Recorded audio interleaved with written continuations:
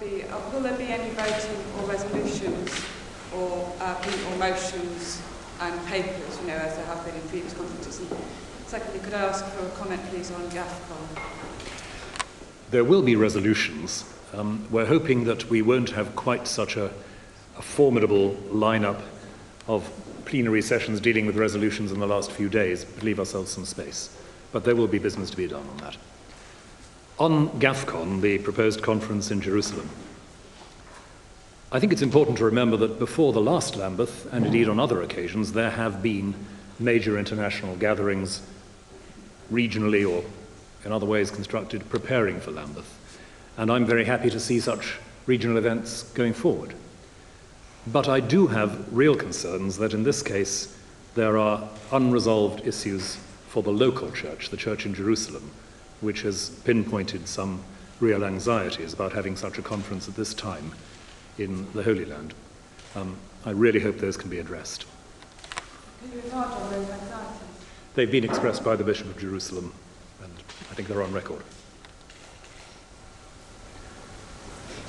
Yes. I'm from the Guardian. I have some questions for the Most Reverend Ian Ernest. In October 2007, you hosted a Catholic Primates meeting. You also signed a communique asking for Lambeth to be postponed, but you're here now. So can you just explain what changed between October and now? Yeah. No, nothing has changed. It is only that because of the tensions prevailing, we thought that we should give some time to his attention. But being part of the design group, and after talking to the Archbishop, we thought that in order to ease attention, we should meet, we should be engaged with each other and be able to see how best we can serve the Anglican communion. Nothing has changed, except that I still love my communion and want it to be in unity. So, presumably, do you disagree with everything you signed up to in October? No, I don't disagree with it. It's that we wanted to see how best we could serve the communion in the sense that if we ask for postponement, just to keep the unity. But when we've talked as a design group and with the Archbishop of Canterbury, we thought it would be best to hold the Lambeth Conference, and I do agree with that. Sorry, let's give everyone a chance to pause. Sorry, Paul Hanley, Church Times. What is the Lambeth Conference going to do about homosexuality? There are two ways in which we'll be looking at this question. There's a whole day in the timetable which is around sexuality questions as they affect the ministry of bishops. And part of that, a very important part, will be the reporting back of the listening process which has been set in motion, which Canon Phil Groves of the Anglican Communion Office has been overseeing in the last year or so. And because the last Lambeth Conference asked for that listening to go on, and the Communion has taken that seriously, that needs to be reported. So that particular day is one way in which we'll be addressing this. The other, of course, is it's inevitably going to be part of the conversations informally, day by day, as people will bring to the conference what their anxieties are and what their hopes are. So I would expect it to be both informal and formal in that sense. There will not be a resolution on this subject. Will you have anything in your statement? Well, we haven't met yet. And it's just possible that there might be a few other things people would like to talk about.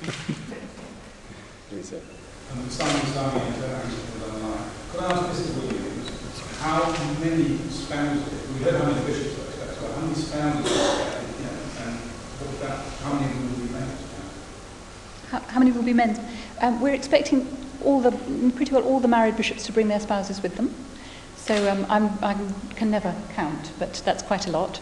And there'll be slightly fewer men than there were last time, actually, funnily enough, but there will still be 3 or 4, I think. Yeah. Does anybody else? Victoria. Victoria from the tablet. Both Mrs. Williams and the Archbishop, in fact, I think also Archbishop Polo also talked about telling stories and the fact that you were giving a lot of time to telling stories. Could you illuminate that with the Archbishop and Mrs. Williams, illuminate why you think it's so important to be telling stories? Shall I start? It's partly just that that's actually the way we get to know each other best. So we found, I imagine your planning group found the same, we certainly found in our planning group, that the time we spent actually just saying, how's it been in the last year, what are the things that are on your heart, were the things that made our faith, our fellowship, and the point of our being together most clear. So it's no good talking about things in the abstract if we don't know how it fits into people's lives. Perhaps I could just underline that and say, what I would really like to see happening at the Lambeth Conference is people starting to talk in the first person and the second person rather than the third all the time. And that can't happen unless there's a degree of space given for people to get to know each other. I realise that storytelling can sound like a soft option when there are big issues to discuss. In fact, I don't think that's true. I think that we effectively discuss the crises, the challenges, when we have built up a measure of trust and understanding. And I think, therefore, it's absolutely essential for a reasoned discussion to have that element built in.